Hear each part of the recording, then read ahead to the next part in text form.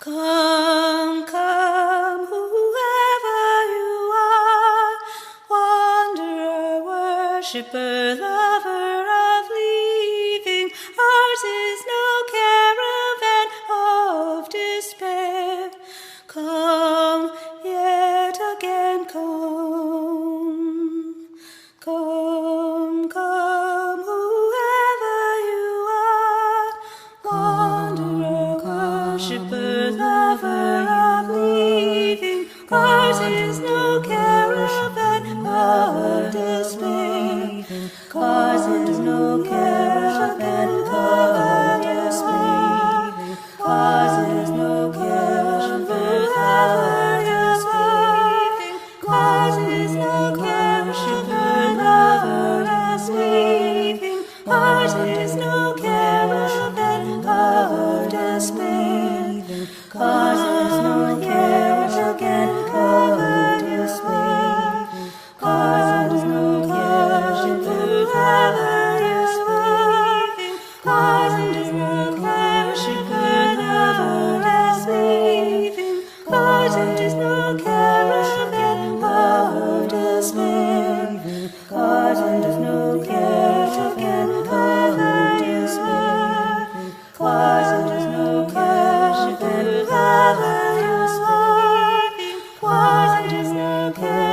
caravan of despair.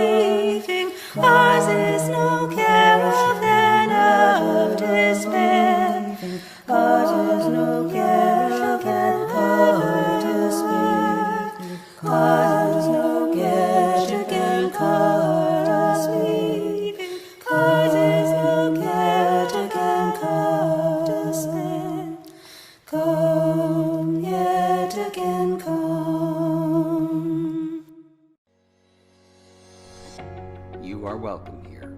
No matter your religious beliefs or lack of belief, you are welcome here. No matter your age, sex, sexual orientation, or gender identity, you are welcome here. No importa tu ciudadanía, tú estás bienvenido aquí. No matter your citizenship, politics, or relationship status. No matter your physical characteristics or health, you are welcome here. Whoever you are, wherever you are from, you are welcome in this place.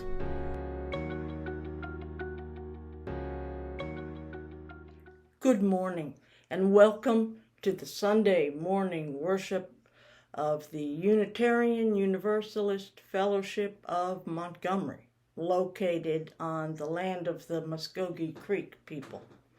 My name is Lynn Hopkins. It is my great privilege to serve this congregation as its minister, and I want to welcome you here with us this morning. I'm so glad that you could join us.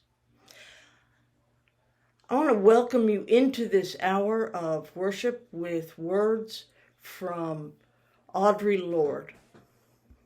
As women, we have been taught either to ignore our differences or to view them as causes for separation and suspicion rather than as forces for change. Without community, there is no liberation, only the most vulnerable and temporary armistice between an individual and her oppression. But community must not mean a shedding of our differences, nor the pathetic pretense that these differences do not exist. Those of us who stand outside the circle of the society's definition of acceptable women, those of us who have been forged in the crucibles of difference, those of us who are poor, who are lesbians, who are black, who are older, know that survival is not an academic skill. It is learning how to take our differences and make them strengths. For the master's tools will never dismantle the master's house. They may allow us temporarily to beat him at his own game, but they will never enable us to bring about genuine change. And this fact is only threatening to those women who still define the master's house as their only source of support.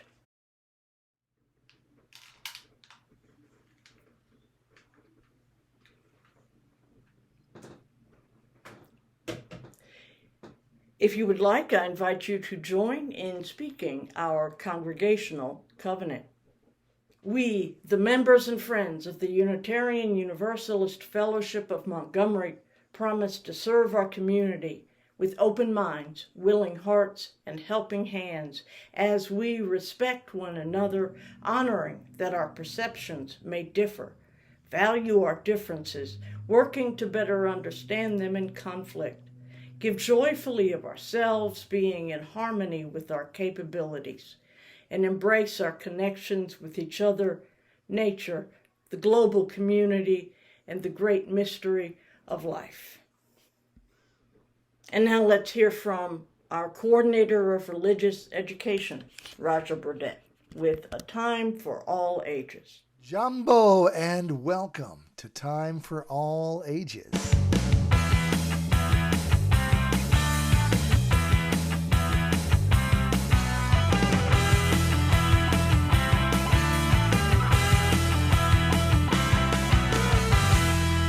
I don't speak the Swahili language myself.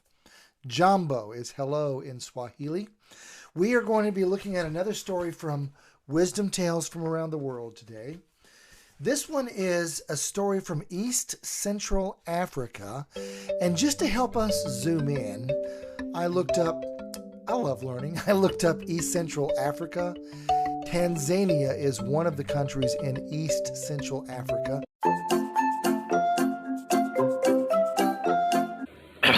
Tanzania.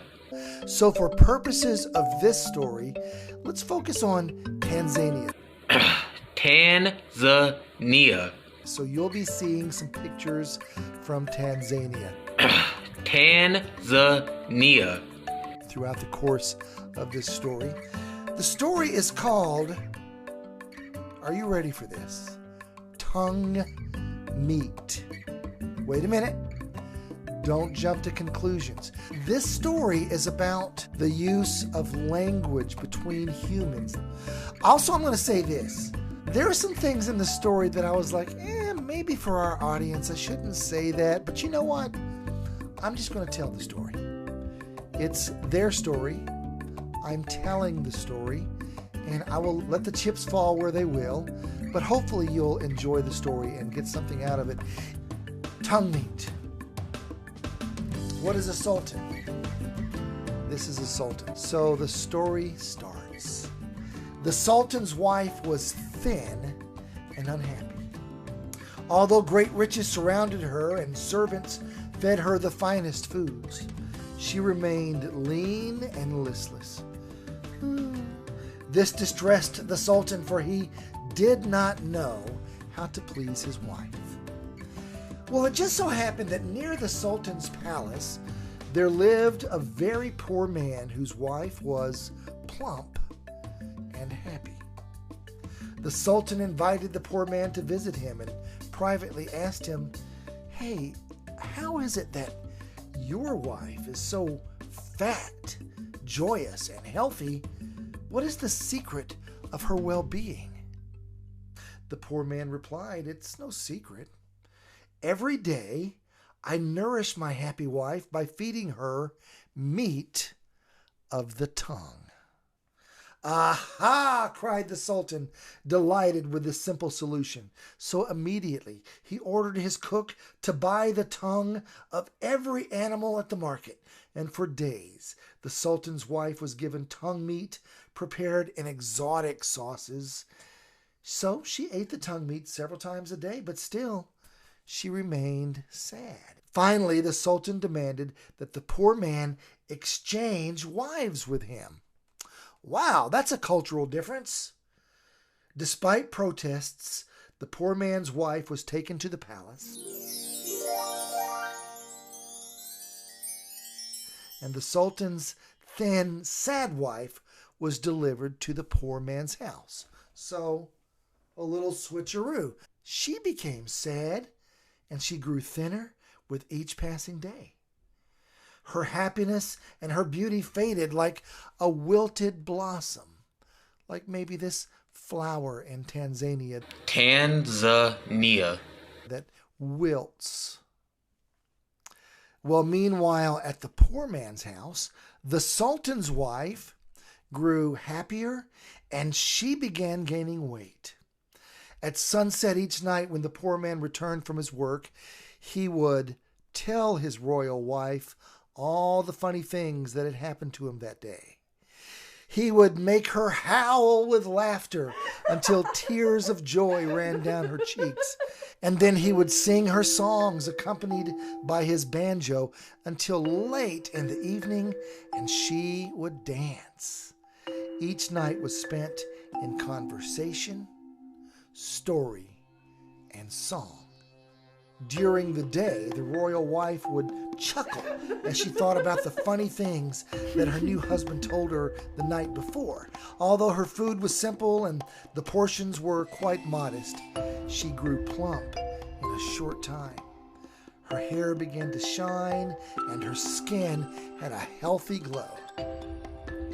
Well, when the Sultan saw his old wife and the poor man walking in the marketplace, he wanted her back.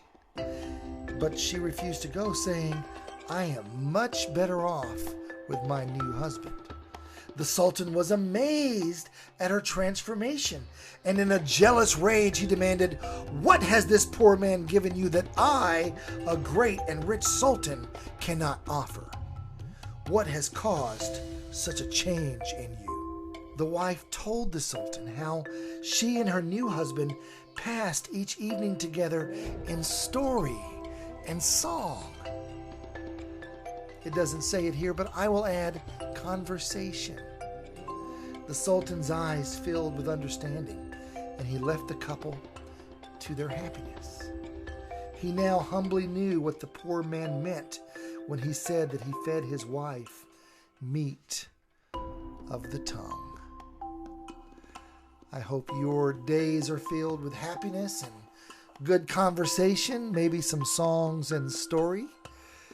I hope you enjoyed these pictures of Tanzania. Tanzania. Beautiful place. I think we should have a group trip sometime. Let's do it. And have yourself a great week.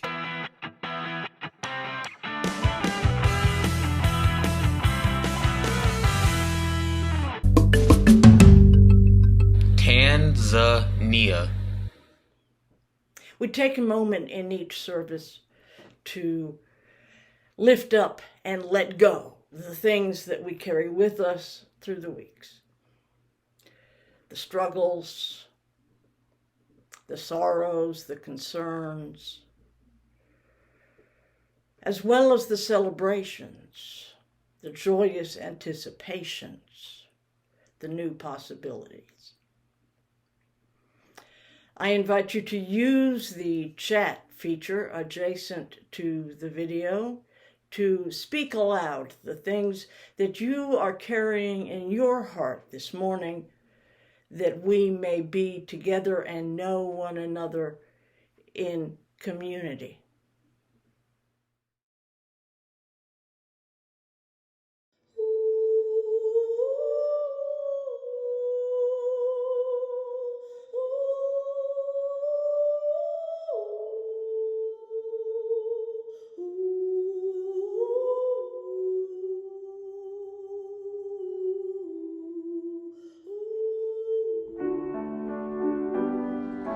Thursday.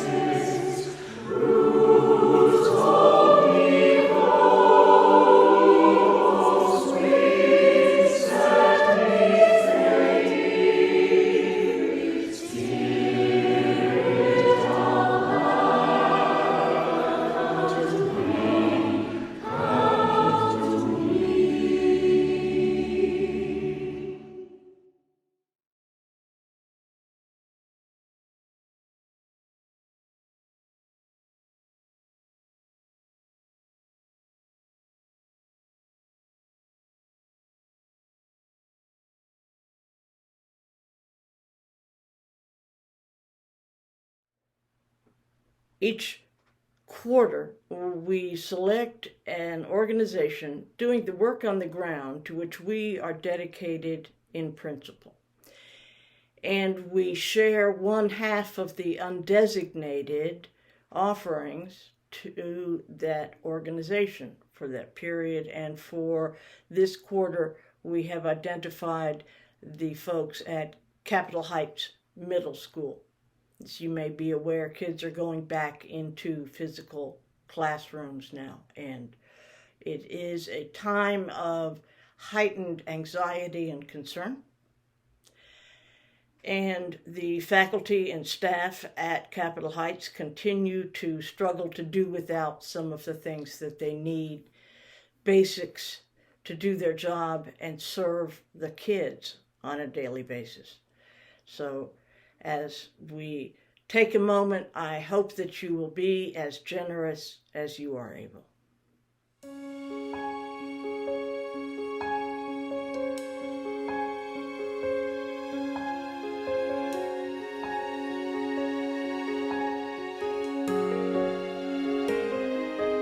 There is more love somewhere. There is more love somewhere. I'm gonna keep on till I find it. There is more love somewhere.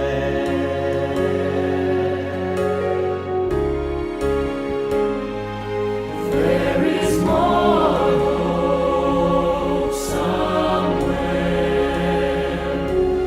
There is more hope somewhere. I'm gonna keep on till I find it. There is more hope somewhere.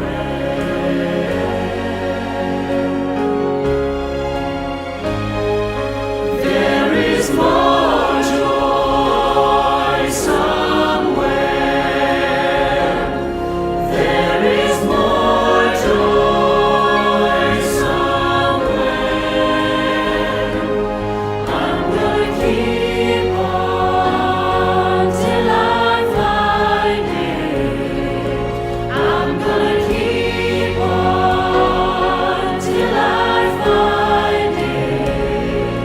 I'm gonna keep on till I find it.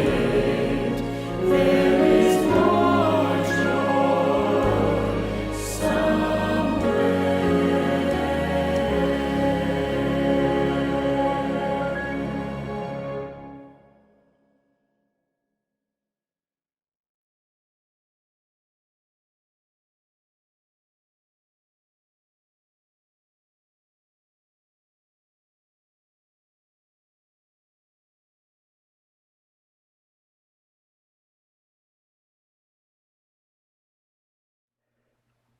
I want to ask you to do some imagining with me for just a moment. Visualize, if you will, a gathering of 10 or 12 of the greatest minds humanity has had to offer, across all fields of study and practice, living or dead, the most creative, innovative, impactful individuals from science, physical science, natural science, as well as the social sciences and the applied sciences, from social services, education, health, research, from the arts, visual, auditory, tactile,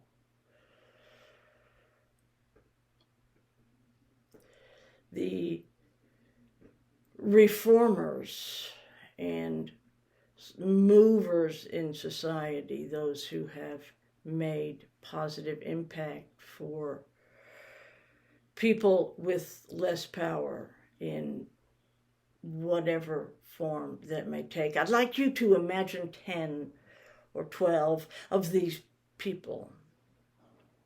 Let them come to mind and assemble them in this space together.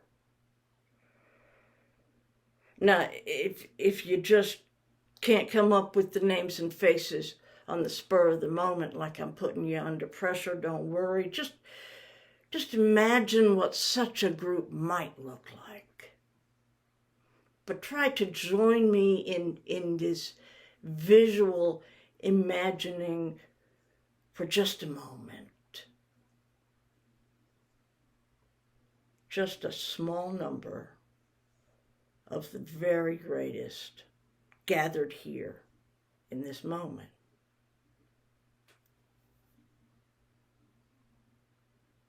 Okay, now let me ask you this.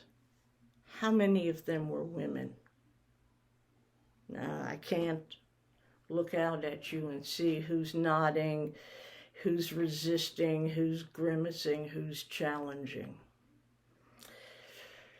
But I'll tell you the truth. The first time I did this, I only had one woman in my imaginary gathering. And yet, you know what? I can now make the case for at least 20 such women who should have a place in that gathering. Women who have done extraordinary, exemplary, unique things. Each Women's History Month or International Women's Day or whatever occasion folks choose to set aside and just take a tiny sliver of time to notice. Each time those events come around on the calendar, we get a lot of lists published of the first woman to do this, that. But see, I think you already know about Amelia Earhart and Sandra Day O'Connor.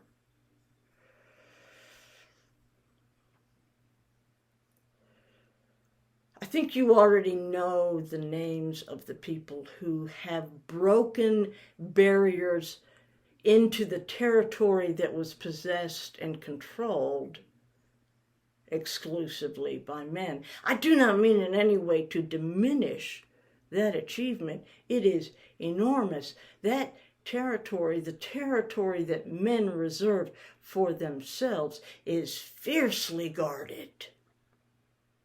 And it is an amazing feat when the first one, breaks through. But what I really found myself wanting to talk about today was the women who have done things that men never did. Okay? And most of the time, sadly, as I began to learn more and more of these women's stories, much more often than not, the credit was taken from them and claimed by men, so that their names are rarely spoken in the classrooms.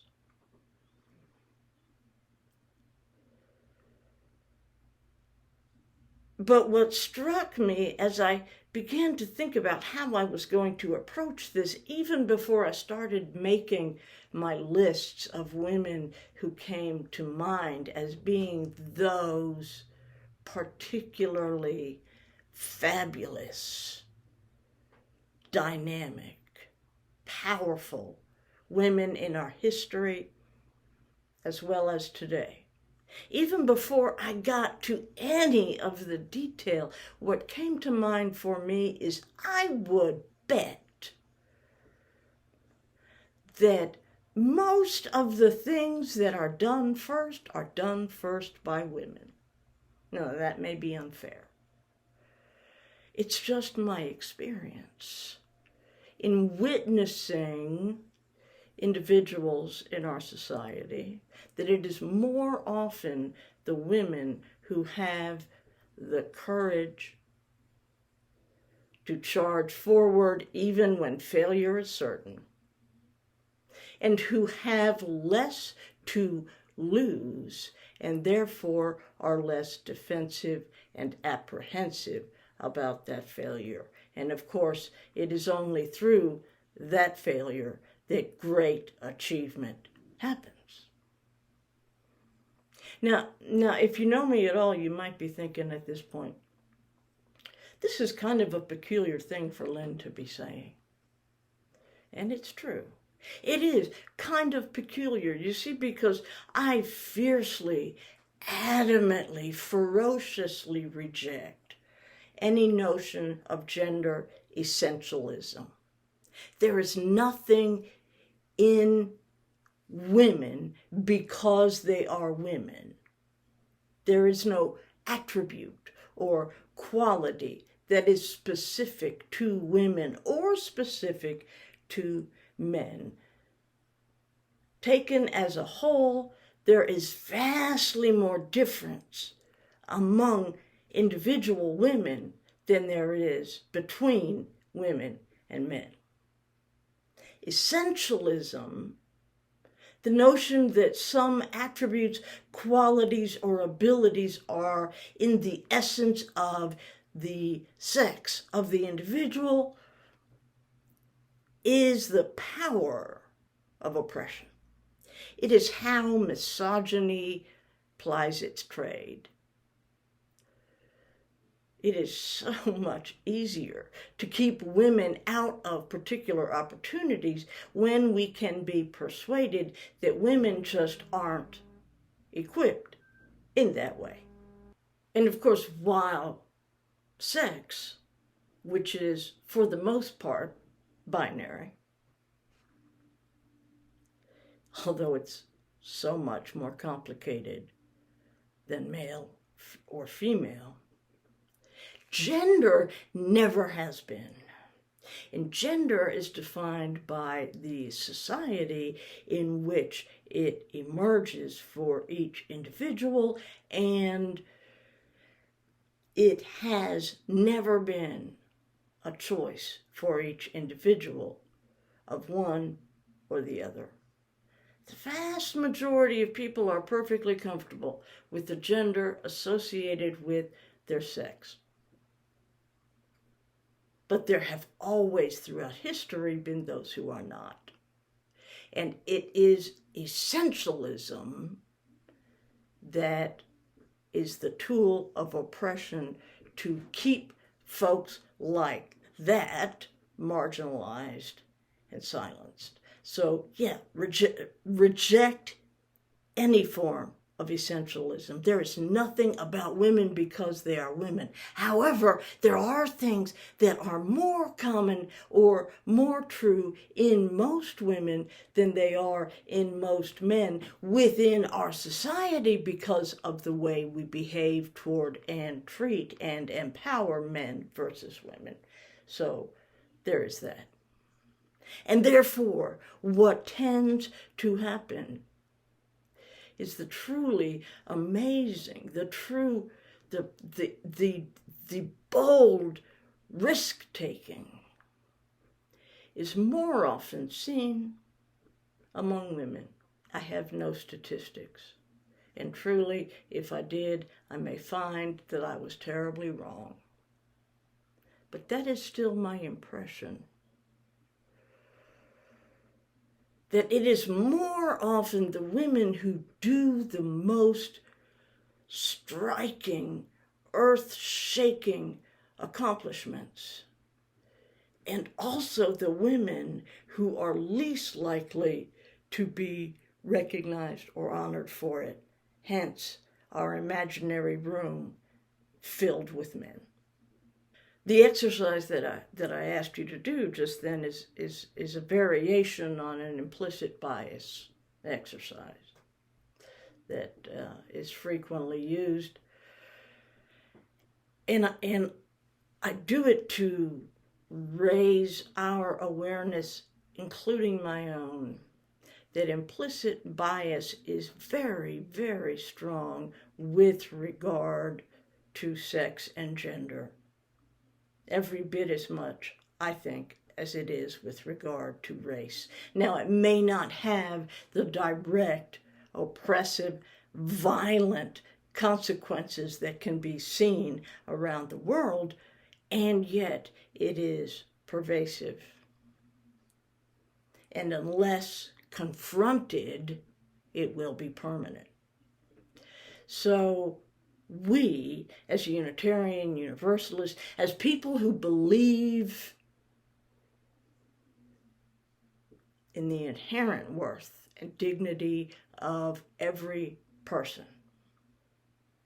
who believe in justice, equity, and compassion in human relations, we, as Unitarian Universalists, have a responsibility to raise our own awareness of our own implicit biases, to be aware of the ways in which we may unconsciously limit our imaginations or expectations of female persons, and especially of the ways in which female persons among us may be limiting or restricting their imaginations and anticipations of themselves.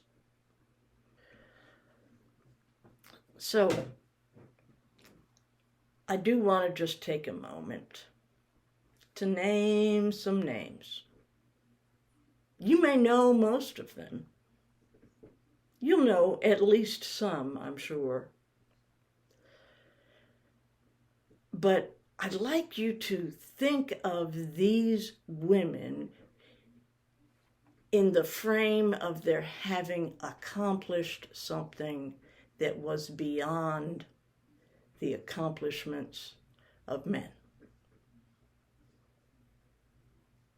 Marie Curie is the only person in our history to win a Nobel Prize in 2 different scientific fields.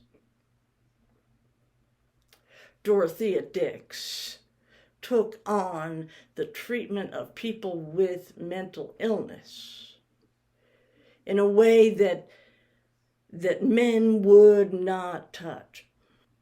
And in doing so, helped to reform and humanize incarceration as well as institutionalization to an extent that had not before been achieved.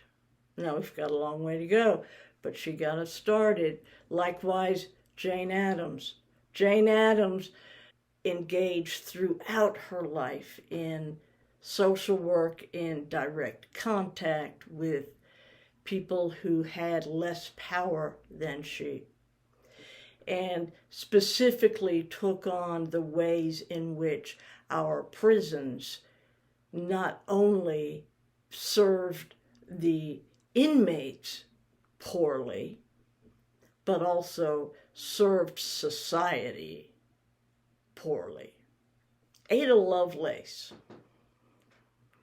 This was one of my favorite stories. Ada Lovelace lived in the 19th century and is known as the very first computer programmer. She died in 1852, okay? But she worked out some of the basic programming structures that were first utilized with computing machines in the very earliest days of computing machines.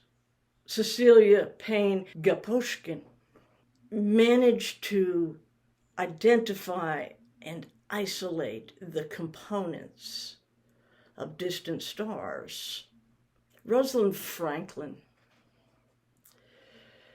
Rosalind Franklin's work with DNA was truly groundbreaking, and if you are acquainted with the historical science in DNA, you probably are familiar with James Watson and Francis Crick, who won the Nobel Prize for doing what Rosalind Franklin did, which is to say, she utilized a technique that she had developed, an imaging technique at the ultramicroscopic level. She was able to begin identifying and drawing out the structure, the double helix structure of DNA.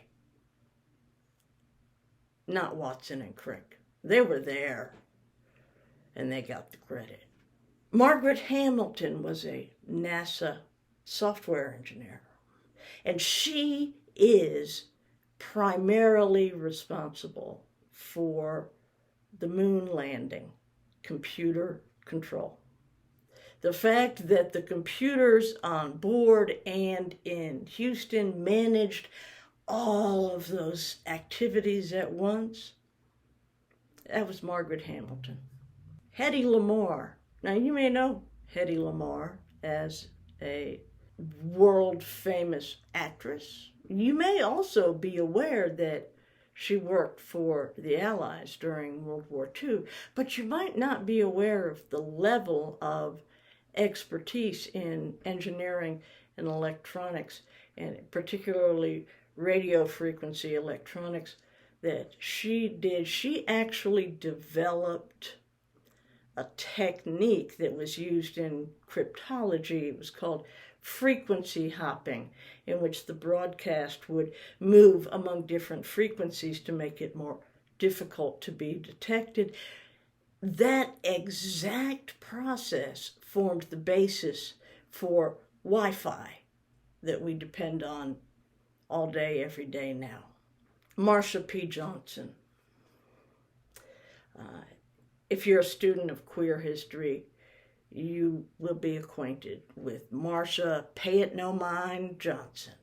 She was truly the driving force behind the Stonewall riots. And it was the bold, unyielding courage of Marsha P. Johnson that made all of the progress since then possible. There are dozens more.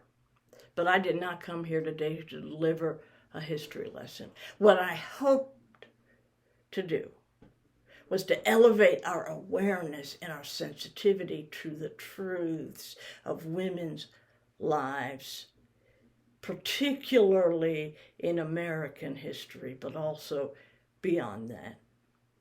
And to take what is demonstrated by our history and carry it into our current lives, that we may find ways, however slowly, nonetheless deliberately, find ways of dismantling the master's house.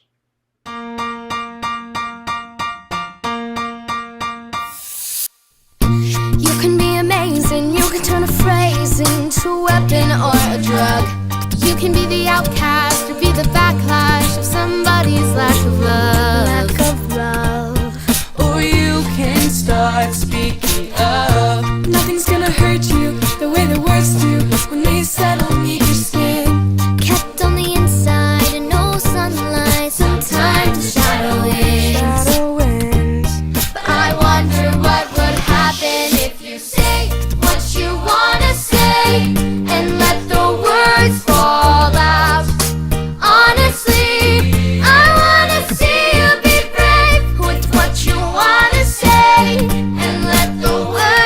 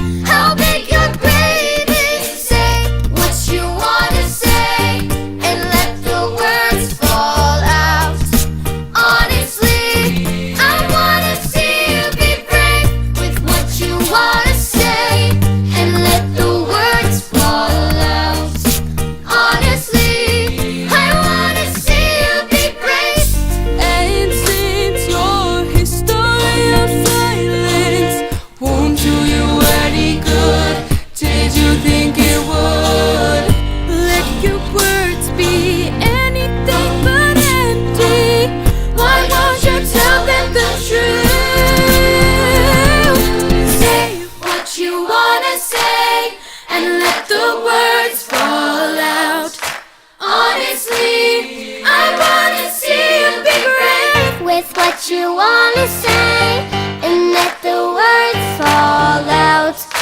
Honestly, I wanna see you be brave. Just wanna see you.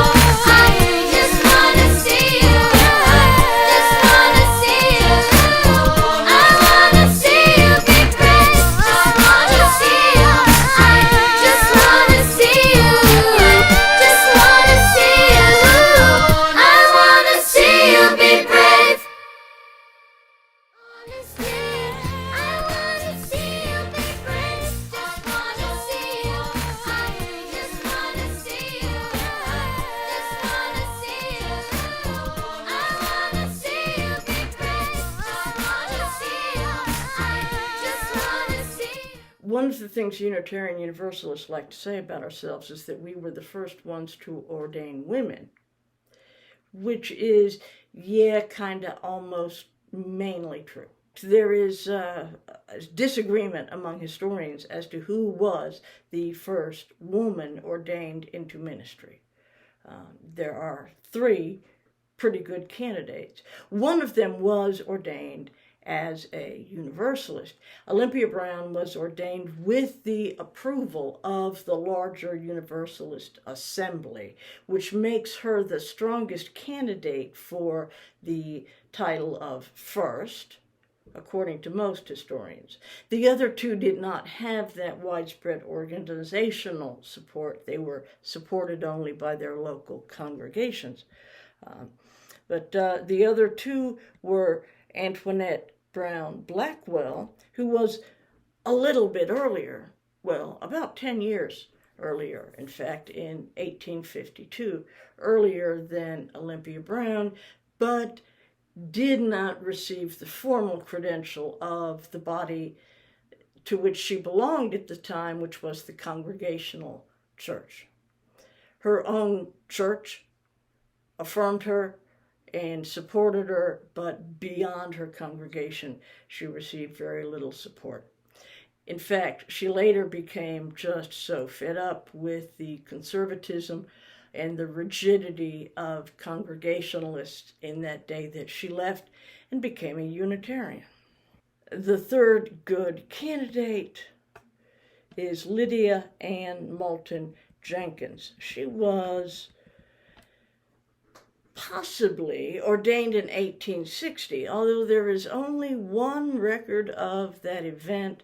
The minutes and other accounts have been destroyed, and most historians now say that if that had actually happened, we would have seen it in the newspapers. Instead, it is simply one line in one account of someone who attended that event. So Lydia Ann Moulton Jenkins was definitely an early female leader in the Universalist Association. Whether or not she was ordained in 1860 is open to challenge. So there's 3 of them. We know that Olympia Brown had the support of Universalists. And in fact, unlike many of the groundbreaking ministers who have attained first status, Olympia Brown actually got to serve some congregations before she retired.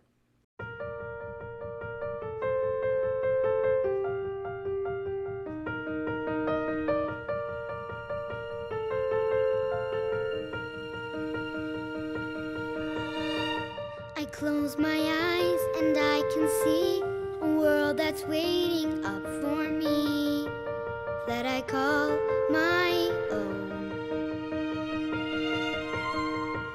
Through the dark, through the door, through where no one's been before, but it feels like home. They can say it all sounds crazy. They can say I've lost my mind. I don't care, so call me crazy. We can live in a world that we design. 'Cause every night I lie in bed, the brightest colors fill my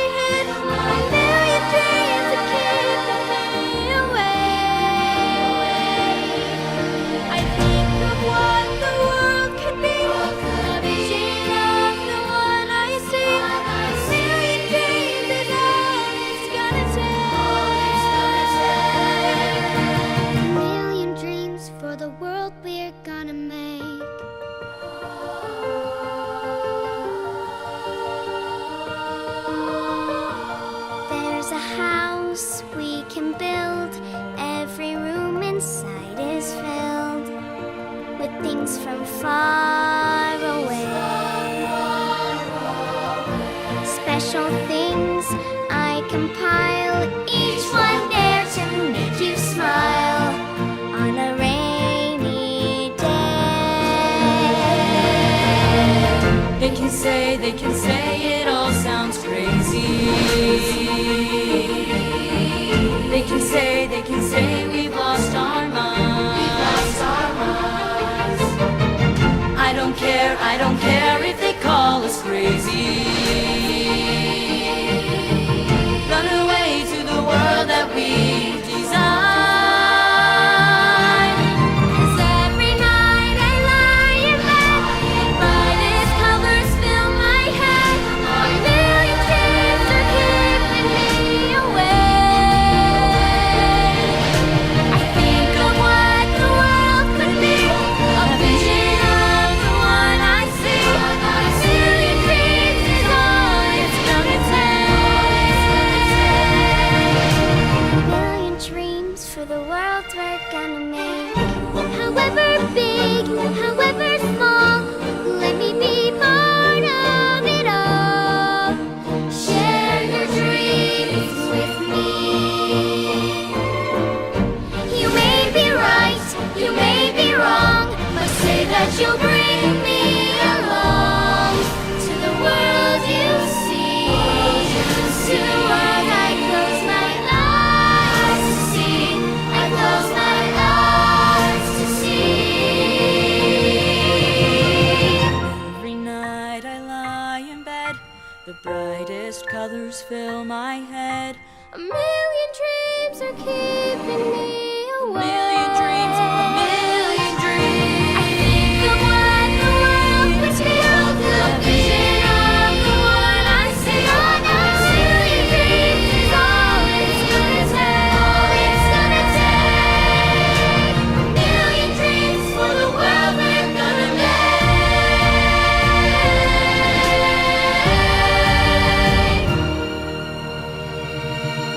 For the world we're gonna make.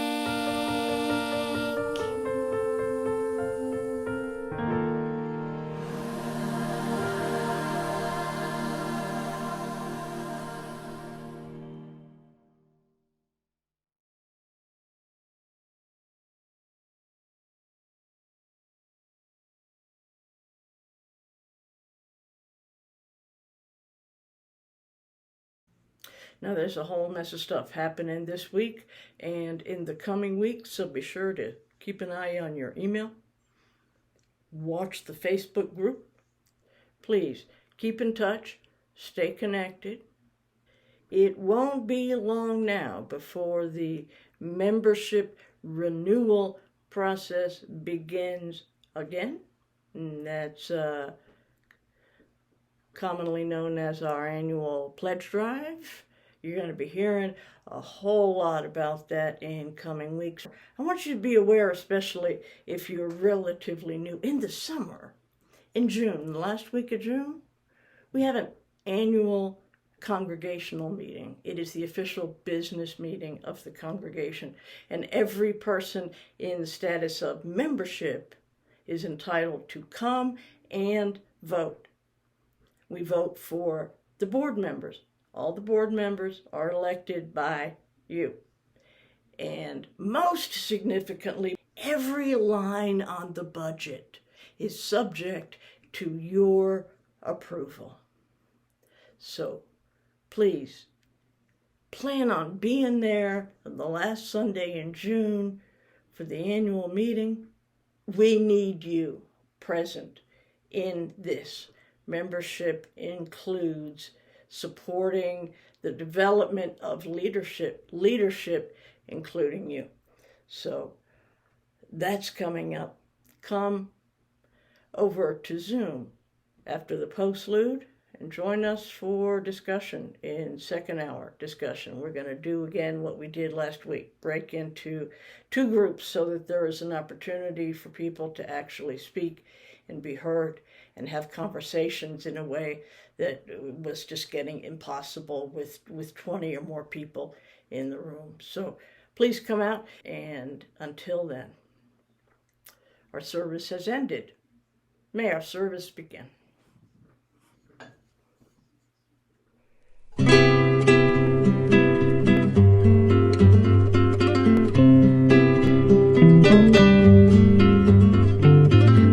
it's a love song or only lonely blues, woman, you know you've gotta face the music. Woman, you know you got to face the music. Feeling your way through your fears and your fancies, hoping for blessing to ease the bruising.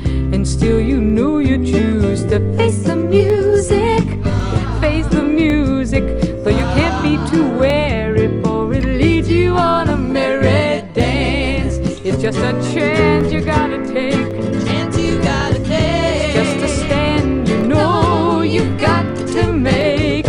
This could all be one grand mistake. Oh yes it could. It could all be one sweet piece of cake. For your sake, whether it moves you or just amuses, woman, you know you've got to face the music. Woman, you know you got to face the music. You ought to hear every string in your spirit. If you want to hear it all ringing clearly, but be the loss though it cost you dearly. Face the music, you got to face the music, for it leads you on a merry dance. You only owe it what you give it. It only happens as happily as you live it. This could be your last move right where you are. Oh yes it could. It could also be your very best move. So far, ha ha ha.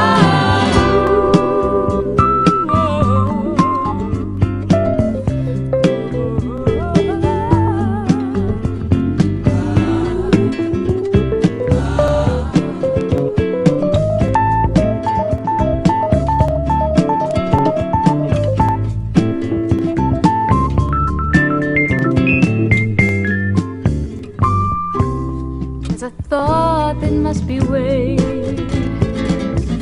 I would say that there's a piper who must be paid. You either give your coins away, oh yes you do, or you pick up your pipes and play. Ha ha ha. Whether it's a love song or only lonely blues, woman, you know you've gotta face the music. Woman, you know you got to face the music. Feeling your way through your fears and your fancies, hoping for blessing to ease the bruising. And still you know you choose to face the music.